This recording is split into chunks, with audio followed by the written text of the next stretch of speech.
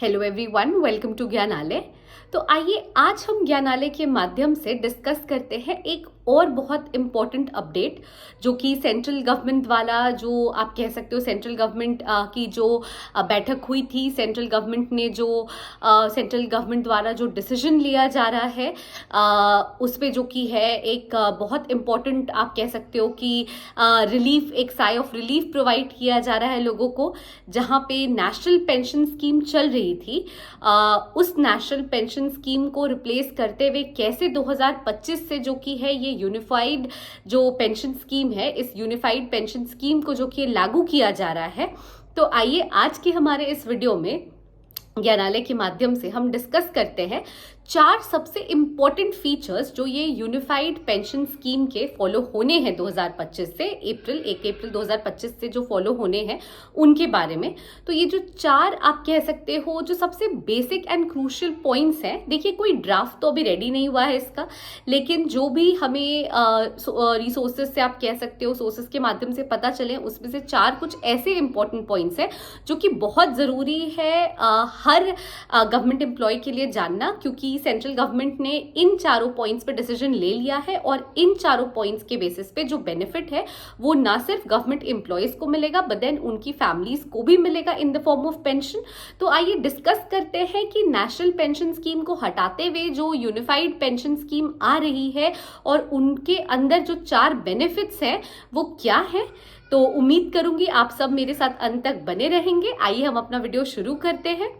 देखिए, सबसे पहले तो मैं बता दूं कि नेशनल पेंशन स्कीम के अंदर आप कह सकते हो कि पूरी तरह से जो बेनिफिट थी, पूरी तरह से जो आप कह सकते हो पेंशन का लाभ था, वो जो कि है गवर्नमेंट एम्प्लॉयज को नहीं मिल पा रहा था। और कहीं ना कहीं ये यूनिफाइड पेंशन स्कीम जो आ रही है ये एक साई ऑफ रिलीफ प्रदान कर रही है एम्प्लॉयज को, ना सिर्फ एम्प्लॉयज को बट देन उनकी फैमिलीज को भी। और जो ये इंपॉर्टेंट पॉइंट्स है जिनके बारे में मैं बात करी थी, जब आप भी इनके बारे में सुनेंगे तो आपको भी लगेगा कि कहीं ना कहीं ये फायदेमंद है, ये कारगर साबित होगी ना सिर्फ एम्प्लॉयज के लिए बट देन उनके फैमिलीज के लिए भी। तो आइए एक एक करके हम डिस्कस करते हैं उन 4 पॉइंट्स को। देखिए, सबसे पहले तो मैं बता दूं कि जो भी लास्ट ड्रॉन सैलरी थी, जो भी गवर्नमेंट एम्प्लॉय हैं उनकी लास्ट ड्रॉन जो सैलरी थी, जिन्होंने 25 साल नौकरी कर ली है, सपोज कोई पर्सन है ए और ए ने जो की है 25 साल सर्विस कर ली है, वो गवर्नमेंट एम्प्लॉय है, तो वो जो की है अश्योर्ड पेंशन ड्रॉ करेंगे 50% ऑफ लास्ट ड्रॉन सैलरी का। यानी जो भी उनकी लास्ट ड्रॉन सैलरी रही होगी, जो भी उनके लास्ट मंथ की सैलरी होगी, उसका 50% जो की है उन्हें पेंशन के रूप में लौटाया जाएगा। और ये उन लोगों के लिए है जो कि गवर्नमेंट एम्प्लॉय है और जिन्होंने 25 इयर्स ऑफ सर्विस अपना कंप्लीट कर लिया है। तो देखिए, ये एक साई ऑफ रिलीफ है जहां पे अश्योर्ड 50% पेंशन के रूप में आपको जो कि है वापस मिल रहा है। तो ये बहुत ज़्यादा हेल्पफुल एक चीज़ है, आप कह सकते हो उन एम्प्लॉयज़ के लिए जिन्होंने अपने लाइफ के 25 साल जो कि है उस आप कह सकते हो सरकारी कार्यालय को दिए हैं। तो उन्हें जो कि रिटर्न के फॉर्म में इतना तो वो ज़रूर डिजर्व करते हैं और इतना तो ज़रूर मिलना चाहिए। तो ये एक बेनिफिट मिल रहा है। सेकेंड, जो अश्योर्ड पेंशन जो फैमिली को लौटाने की बात की जा रही है वो ये है कि जो भी पर्सन गवर्नमेंट एम्प्लॉय रह चुके हैं और उनका जो कि रिटायरमेंट हो गया है, रिटायरमेंट के बाद अगर उनकी गॉड फॉरबिड डेथ हो जाती है, मेल हो या फीमेल, उस केस में 60% जो की है उनके आप कह सकते हो लास्ट ड्रॉन सैलरी का जो की है 60% पेंशन के फॉर्म में जो की है उनके फैमिली को दिया जाएगा। या आप ऐसे समझ सकते हो कि जो भी उनका पेंशन बन रहा था, उस पेंशन का जो की है 60%, पेंशन का 60% जो की है उनके फैमिली को दिया जाएगा, उनके फैमिली को लौटाया जाएगा। तो आप कह सकते हो कि भाई रिटायरमेंट के बाद अगर कोई पर्सन था जिसने की अपने जीवन का एक मुख्य पीरियड जो कि है सरकारी कार्यालय को दिया, जब वो रिटायर कर गए उसके बाद जो कि है उनकी अगर गॉड फॉरबिड डेथ हो भी जाती है तो भी एटलीस्ट उनके फैमिली वालों को भी एक रिलीफ है, क्योंकि 60% जो की है उनको भी जो की है दिया जाएगा रिटायरमेंट के रूप में। जो अमाउंट था, जो भी लास्ट ड्रॉन अमाउंट था, उसका 60% जो कि रिटायरमेंट के रूप में। लास्ट ड्रॉन अमाउंट, मैं पेंशन की बात कर रही हूँ, ये चीज आप क्लियर रखें कि जो पेंशन उन्हें मिल रहा था उस पेंशन का 60% जो की है उन्हें भी उनकी फैमिली को दिया जाएगा। वो जो ड्रॉ कर रहे थे वो तो 50% ड्रॉ कर रहे हैं अपने लास्ट ड्रॉन सैलरी का, 50% उन्हें मिल रहा था पेंशन के रूप में। अब जो पेंशन उन्हें मिल रही थी उस पेंशन का 60% जो कि है उनके फैमिली को दिया जाएगा। तो दूसरी तो रिलीफ ये हो गई फैमिली वालों के लिए।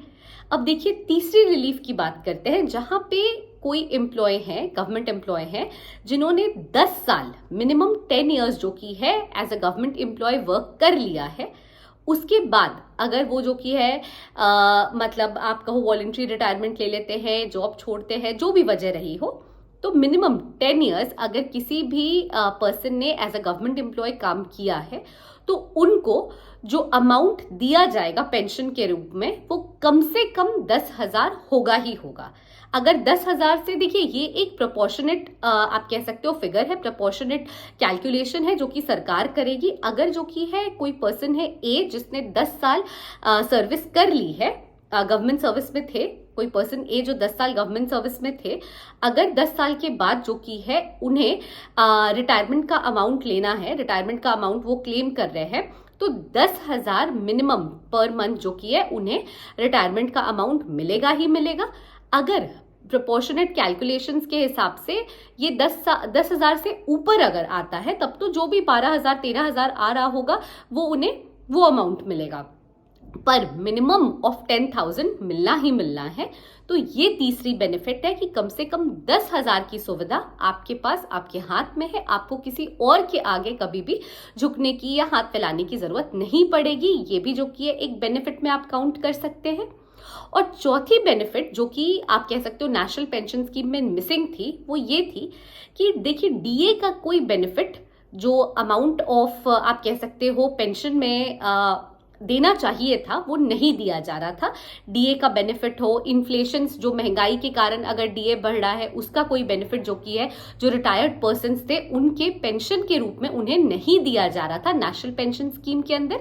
लेकिन यहाँ पे जो की है जो यूनिफाइड पेंशन स्कीम लागू होगी 2025 में, उसके अंदर जो डीए के बेनिफिट्स होंगे वो भी जो की है इन्फ्लेशन होगा, महंगाई बढ़ेगी, डीए रेज होगा, जहां पे डीए बढ़ेगा गवर्नमेंट एम्प्लॉयज के लिए, तो वो डीए का बेनिफिट जो की है जो रिटायर्ड पर्सनल्स होंगे उन्हें भी दिया जाएगा।